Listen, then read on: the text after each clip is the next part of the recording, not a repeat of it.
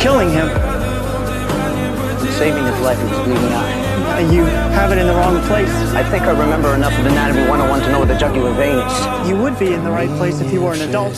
He's not an adult, he is a boy, which means you're also putting pressure on his trachea, which means he's not currently breathing.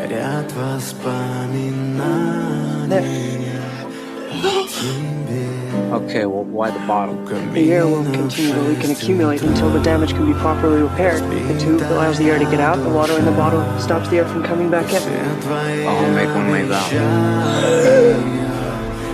He's breathing. You saved his life. You saved his life.